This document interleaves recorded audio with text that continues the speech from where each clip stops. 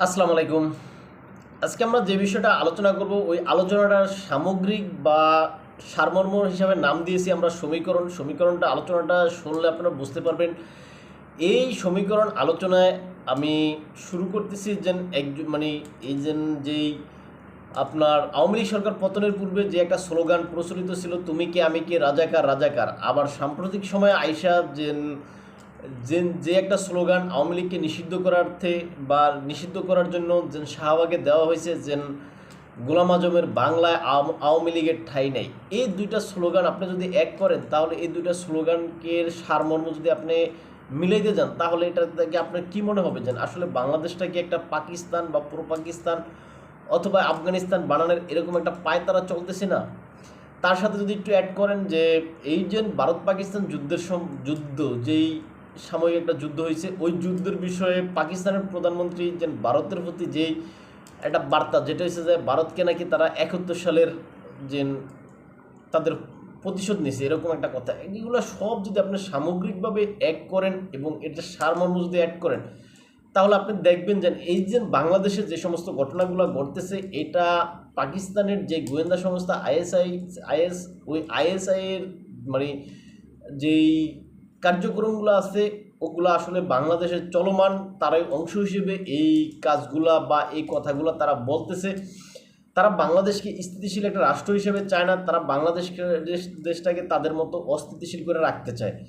এখন এই বাংলাদেশটাকে অস্থিতিশীল করে রাখতে পারলে তাদের লাভ, কেননা আমাদের দেশে একটা অংশ কিন্তু আপনার এই যে একটা অংশ বললে এখানে ভুল হবে, গুটি কয়েক কিছু লোক যারা পাকিস্তান প্রীতি বা পাকিস্তানের পক্ষে থাকে সবসময়, কেননা পাকিস্তানরা যেন আমাদের প্রতি বা আমাদের এই দেশের প্রতি এত অবিচার বা জুলুম করছে, বিশেষ করে আপনার এই যে যুদ্ধকালীন সময়ে যে আমাদের যে মা বোনদের ইজ্জত বা যে মানুষগুলো হত্যা করছে, এই সমস্ত বিষয়গুলো চিন্তা করলে পাকিস্তান আজও কিন্তু বাংলাদেশের কাছে আনুষ্ঠানিকভাবে কোনো ক্ষমা চায়নি। কিন্তু আমাদের যেই একটা অংশ আছে বা গুটি কয়েক কিছু আপনার যে ধর্মীয় কিছু গ্রুপ আছে, ধর্মীয় বললে ভুল হবে, মানে মুসলিমপন্থী কিছু গ্রুপ আছে, তারা পাকিস্তানকে নিজেদের ভাই মনে করে মানে আগায় যাইতেছে, অথচ তাদের ভাই এই পাকিস্তান আজকে তাদের কাছে অর্থাৎ বাংলাদেশের কাছে আজও ক্ষমা চায়নি।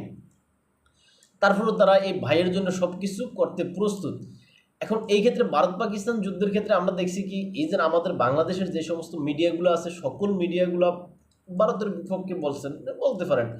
এখন এই যে 5ই আগস্টের দিন সকালেও মিডিয়াগুলো যে স্বাধীনভাবে খবরগুলো প্রকাশ করতো, কিন্তু 5ই আগস্টের পর থেকে মিডিয়াগুলো তাদের যে নিজস্ব স্বাধীনতা বা নিজস্ব যেই আপনার কি বলবো এটা যে বাক স্বাধীনতার বিষয়টা মিডিয়ার নাই। এখন মিডিয়াকে নিয়ন্ত্রণ করে সরকার এবং মিডিয়াকে নিয়ন্ত্রণ করার জন্য তারা বিভিন্ন থ্রেটমূলক বক্তব্য ইতিপূর্বে দিয়েছে।